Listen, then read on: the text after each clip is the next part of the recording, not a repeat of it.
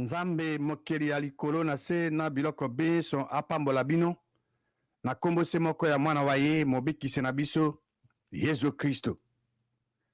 Nazali kotondo Nzambe botondi. Nzambe tata mokeli pona libakuli ye azali kopesa ngai lelo po ete nasolola na bino bana baye mai matali liloba lia ye. Ezali ngai ndeko na bino Tito Nganda. Boye bolamu na émission Que dit la parole de Dieu? Liloba lia Nzambe elobi nini? Nambala eleki totalaki makomi po toyanola na mutuna moye Yesu Kristo azali nani? Tomonaki témoignage ya Nzambe ye moko, Nzambe mokili. Na makomi maso maye totalaki tomonaki ete Nzambe mokili alobi ete Yesu Kristo azali mwana wa ye ya bolingo oyo atia motema. Témoignage ya Nzambe mokeli ezali ya solo po ete Nzambe azali moto te po akosa. Bato nde bakosaka ndenge bapemaka. Kasi Nzambe mokeli akosaka te, azali pe mwana ya moto te po ase repentir. Ezali impossible que Nzambe mokeli akosa. E boyebi ete Nzambe aza elimu achangeaka te. Ya azali mokeli. Oyo nyonso Nzambe mokeli alobi concernant Yesu Christu, to concernant n'importe quel sujet ya liloba Nzambe, ezali bosolo eza vérité. Bato bandima, to bandima te. O Nzambe mokeli alobi ekotikala seko bosolo vérité. Nzambe ya solo alobi ete Yesu Christu aza mwana wa ye ya bolingo oyo atie motema. Son fils bien-aimé en qui il a mis toute son affection. Tosukisaki na botunaka motuna moko. Tolobi ete soki moto ameki ko contredire témoignage ya Nzambe. Po Nzambe alobi ke Yesu Christ aza mwana wa ye. Alors, moto akoloba le contraire ya témoignage ya Nzambe. Moto mona azali kosala mokano ya nani? Boyebi ete Nzambe ya se mungune ya Nzambe po mungune ya bana ya Nzambe. Nzambe ya mokili oyo babengi Satan Zabulu yende akazaka toujours kon contredire Nzambe na liloba Nzambe.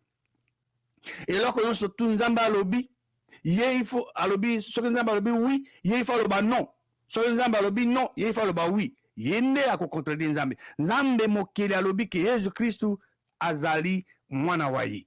Lelo tokotala makomi po toyanola na mutuna moye Yesu Kristo azali nani?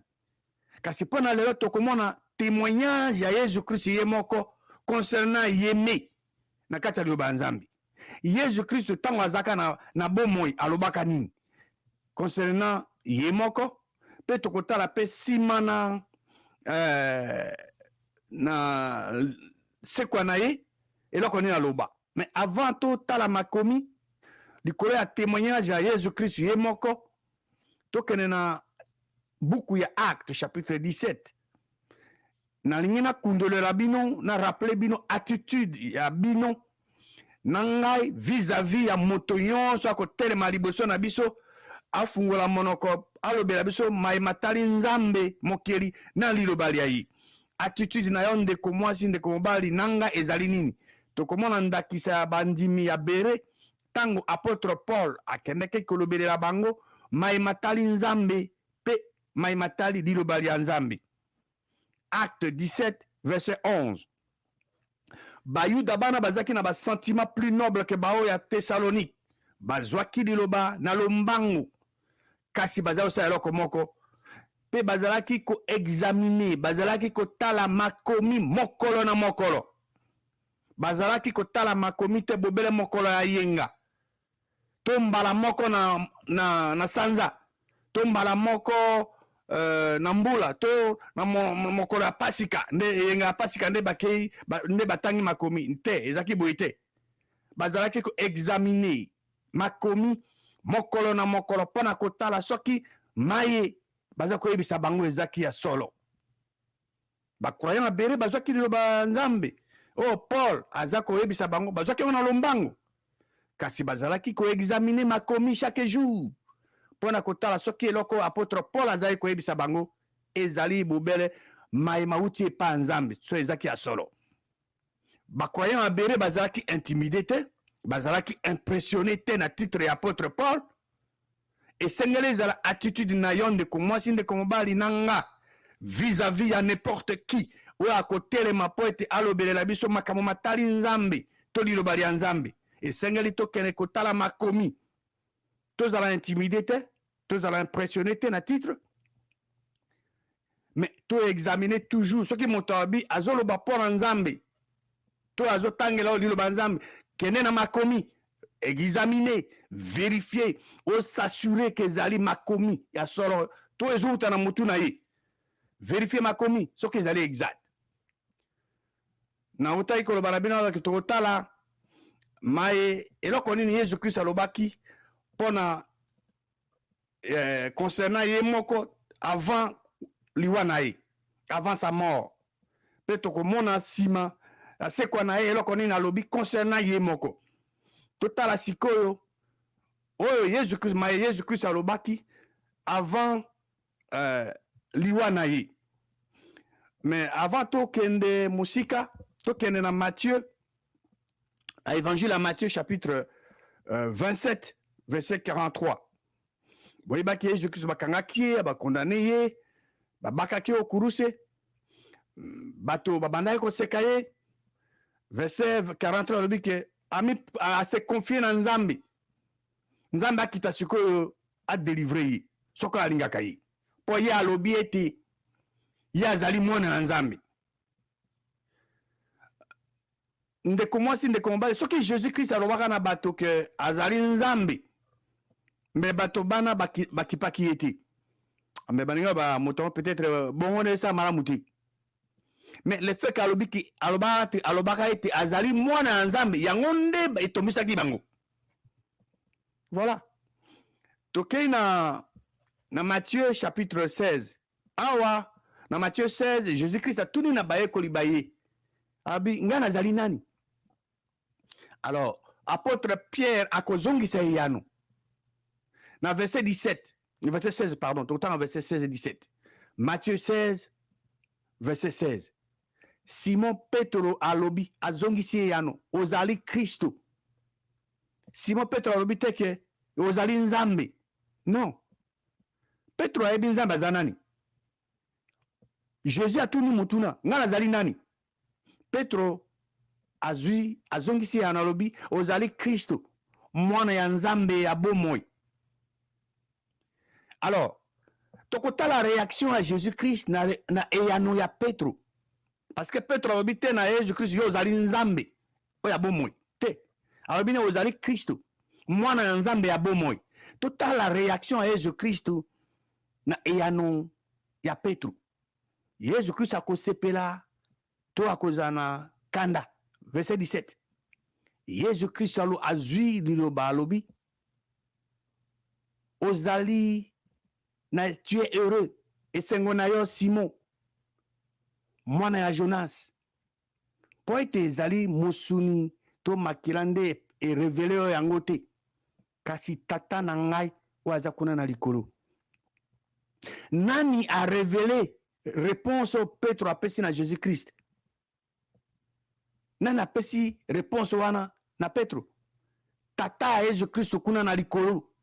Tata aza kuna na likolo, tata Yesu Kristo komone nani? Nzambe mokeli Elohim. Ye nzambe o akeli biloko biso. Yende apesaki a révélé réponse wana na Petro. Nde Petro apesa wana Jésus Christ. Ozali Kristo, mwana ya nzambe ya bomoi. Alobi ne esengo na yo Petro. Yesu Christ asiriki te, alobi te ke Petro me yo no oyeba makambo te. Non. Jésus Christ azaki na esengo. Abi esengo na yo Petro, mwana Jonas. Po ete ezali musuni na makila tende pe erevele yango kasi tata na nga aza kuna na likolo. Liloba nzambe ezali clair. Toke sikoyo na évangile ya Jean. Jean chapitre 4, totan verset 34. Awa ba disciple bazo presse alia. Kasi eyano ya Jésus Christ na verset 34.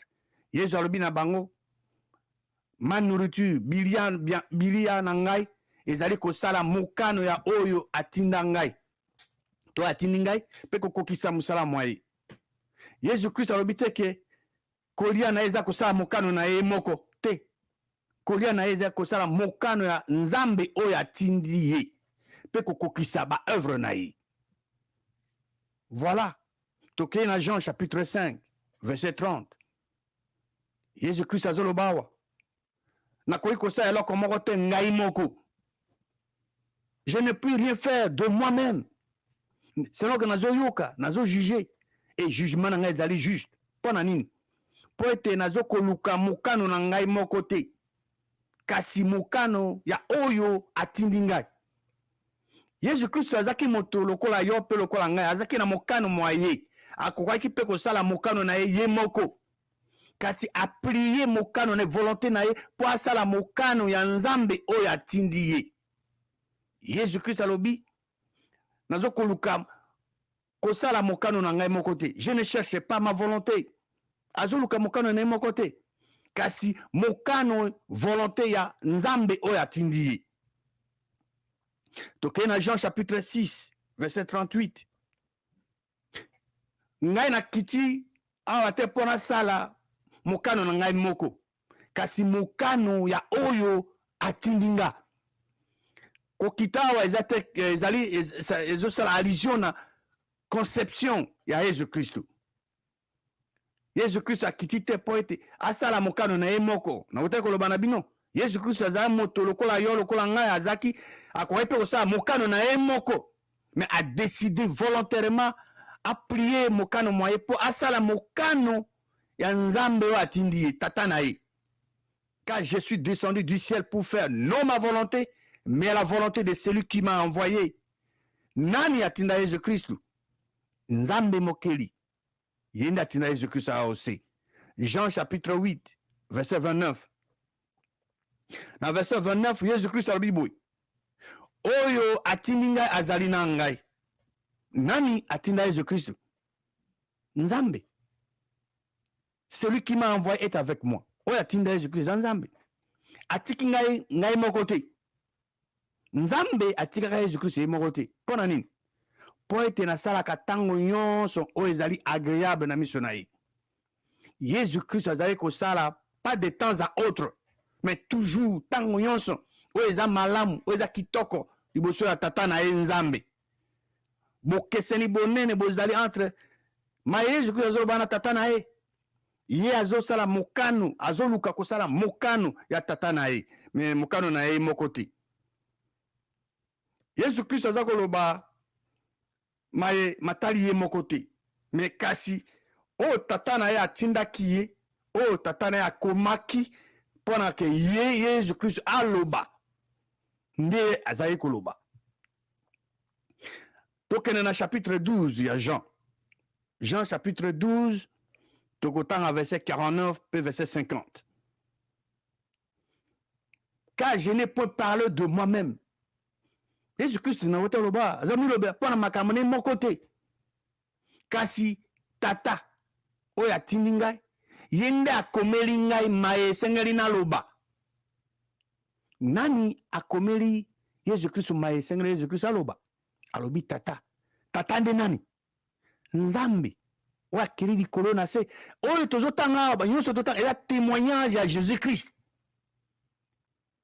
Ezali témoignage ya moto mosusu te. Yesu Kristo ye nde azoloba awa que ye il n'a pas, je n'ai point parlé de moi-même, mais le Père kasi tata oyo atindi nga ye nde akomeli ngai maye esengeli naloba. Verset 50. E nayebi ete mobeko mwa ye ezali bomoi ya seko. Na ntina wana maye manso oyo nalobi lokola tata alobeleli yango na ngai. C'est pourquoi les choses que je dis, je les dis comme le Père me les a dites. Nyonso Yesu Kristo azoloba euti epa na ye te. Tata na nde akomelaki yango mpo ya aloba. Nani azopesa témoignage oyo? Yesu Kristo ye moko nazoloba. Est-ce que osengeli na dictionnaire pour comprendre mai Yesu Kristo azoloba awa? au Seigneur dans le dictionnaire, ils allaient clair. Jean chapitre 14, verset 28. Jean 14, 28. Boyokaki, nenobaki na bino ete, nazo kende. Nakozonga epa na bino. Soki bolingi, soki bozolinganga, si vous m'aimiez, boko sepela, kengai, nakende epa nani, nakende epa tata. Yesu Christ azolo bazana awa akufina note, azana bomoi. Mais azoko ebisa ba disciple baye. Je m'en vais et je reviens vers vous.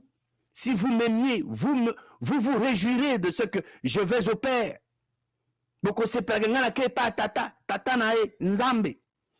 Car le Père est plus grand que moi. Tata azali plus grand, azamunene que Jésus Christ. Jésus Christ a fait sa distinction entre Yé et Nzambe. Séparation. Confusion ata moke ezalité. Hein? Moto mosusu te nde azoloba ezali Jésus Christ yeme nde azoloba. Abike tata azali munene koleka nga. Bo sepela ke ngai nazokende pa tata. Azo ba disciple na ye. Ke ba sepela ke yake pa Nzambe. Po tata Nzambe. O mokili ya likolo na sabi ko aza munene koleka ye Yesu Christ koleka ngai ndenge alobi toke na chapitre 10 ya Jean tokotanga verset 36 Yesu Christ alobi oyo tata a sanctifié pe atinda na mokili bozolo bazo ko blasphémer po ete ye alobi ete nazali mwana ya Nzambe. Na utaki koyebisa bino ke soki Yesu Christ alobaka na bato ke azali Nzambe me moto moko akipaki aza te me bazoba quelque chose ne va pas dans sa tête mais bazalaki contre ye bazolobaka azo blasphémer parce que aye alobi ke azali mwana ya Nzambe. Celui que le Père a sanctifié et envoyé dans le monde, vous lui dites tu blasphèmes, et cela parce que je dis je suis le Fils de Dieu. Jésus Christ azoloba na bato kazali mwana ya Nzambe. Ye azokende pa tata na ye. Eloko la uti koloba yango wana. Totanga conclusion ya évangile ya Jean. Bokoko tanga évangile ya Jean bino moko na ndako. Mais tuna awa na ko partager na bino conclusion ya évangile ya Jean. Toke na chapitre 20 ya Jean. Tokotanga verset 30 et 31. Le banzambe le biete Jésus Christ na conclusion à Jean Jésus Christ a salaki ba makamu sipe ebele na présence eto na miso ba yekoli bayi. Oyo ekomami na buku oyo te. Donc Jésus a fait encore en présence de ses disciples beaucoup d'autres miracles qui ne sont pas écrit dans ce livre. Donc, makamu si mingi, misusu oh Jésus Christ a salaka, makamu si mana, makomami na buku yote. Mais verset 31 de l'Obiboui. Kasi maema so mana makomama ki poete. Bondima ete Jésus Christ azali mwana ya Nzambe. Et na bondima kaye bozwa bomoi na kombo na ye. Verset 31, l'obité que mais ces choses ont été écrites afin que vous croyez que Jésus-Christ est Dieu. Et comment on a été que maimana makomama ki poete bondi maete Jésus-Christ azali Nzambe. Jean, évangile à Jean, à la conclusion na kominde ngona tabi, maimason makomama ki poete bondima que Jésus-Christ azali Christ, Jésus azali Christ. Mwana ya Nzambe. Et na bondima ka ye bozwa bomoi na kombo na ye. Voilà. Maema somana makomoma ki poton di maete Yesu azali nani? Azali Kristo. Mwana ya Nzambe. E na bondimaka tozwa bomoi na kombo na ye. Sikawa esengeli to luka to yeba. Eloko nini Yesu Kristo ye moko alobaki concernant ye sima ya sekwa na ye na bawa. Yesu Kristu akufaka akundamaka Yesu Kristu nzambe asekuse na bawa nzambe avandisa loboko na mobali. Mais avant Jésus-Christ nzambe amatisa o likolo na nzoto na ye asekwa abimelaki Marie de Magdala. Loka toza na Jean chapitre 20 tokende na verset 17. Pardon, verset 15 liboso. To soki c'est na verset 17. Jean chapitre 20 verset 15. Marie de Magdala keneke na lidita azali kuna azolela. Yesu Kristo alobi na ye, mwasi ozolela ni pona nini ozolela? Ozoluka nani? Yesu Kristo sa asekwi aza na nzoto na asekwa. Mais Marie aza continue kolela. Abitina nini ozolela? Yo ozoluka nani? Bon, ngena si asekwi na za na bomo yabo, ozoluka nani? Ye Marie ya kanisa ke Yesu Kristo azali jardinier. Alobi na mokonzi. Soki ezali yondo ozwi yebisa ngai esika otie. Eti nzoto na ye quoi. Et na okende kokamata ye.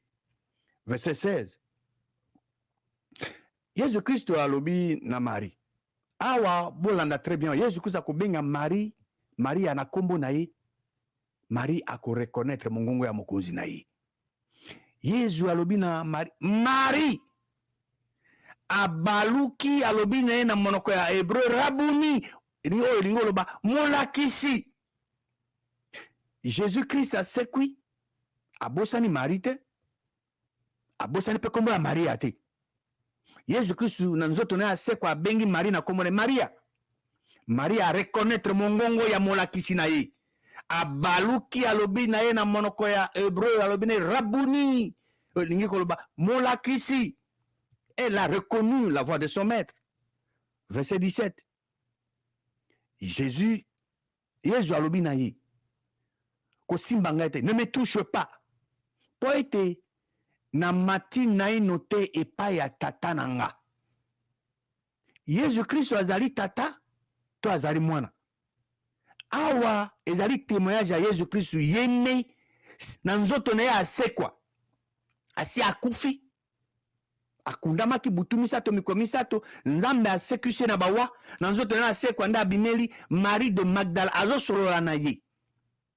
Marie abengi Maria na kombo na ye, Marie a reconnaître mongongo ya molakisi na ye, alinga simba ye, molakisi Yesu alobi na ye ko simba ngai te, ne me touche pas. Po ete na mati na ye no te epa tata na nga. Kasi kende kokuta bandeko banga. Banani bazaki bandeko ya Yesu Kristo.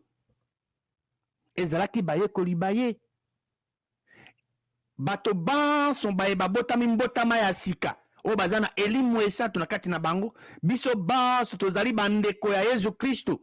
Tozo forme nzoto ya Kristo. Kristo azali moto. Biso tozali biteni ya nzoto ya Kristo. Tozali bandeko ya nzambe te. Tozali bana banzambe. Nzambe aza tata na biso. Nzambe azali tata ya Yesu Kristo. Yesu Kristo azo continuer témoignage awa. Alobi kende kokuta bandeko banga loba na bango nazo mata epai ya tata na nga pe tata na bango. Est-ce que vous avez un dictionnaire pour comprendre le que Jésus Christ a loba? Confusion moko ezate, Jésus Christ alobi loba na bango na bandeko na ngai ke ngai nazo mata epai tata na nga pe tata na bango. Nazo mata epai ya nzambe na ngai pe nzambe na bango. Vers mon Dieu et votre Dieu. Encore une fois de plus, Nakotuna, est-ce que vous avez un dictionnaire pour comprendre là? Ils allaient clair, simple. Jésus-Christ a qui précis, exact. Jésus-Christ a dit kende ko kuta bande kunanga lubana bango bande ko Jésus-Christ a banan. Ezaki baye ko libaye. Alors, kuta bango lubana bango. Nazo mata epa ya tata nanga pe tata na bango. Nazo mata epa ya nzambe nanga pe nzambe na bango. Tata Yesu Kristu azali tata ya bandimi. Nzambe ya Yesu Kristu azali nzambe ya bato pe botami botama ya sika. Jésus Christ a lobi yango polele pour ete comprendre yango to garder yango na mayele mabiso pour ete confusion moko ezala te na mayele mabiso na makomi maso maye touti kotala Yesu Kristu ye mei apesi témoignage na ye alobi ete nzambe mokeli azali tata na ye Yesu Kristu alobi na bayekoli baye ete kolia na ye sa nourriture ezali kosala mokano ya nzambe oyo atindi ye pe accomplir œuvre na ye alors so comme moto awa ose a osé à contredire témoignage à Jésus-Christ a contredire Jésus-Christ eringoloba moto mona ayebi koleka Jésus-Christ en ce moment-là sengeli bosala angele parce que nzambe mokeli aza na monguna na ye monguna ya nzambe aza monguna ya bana ya nzambe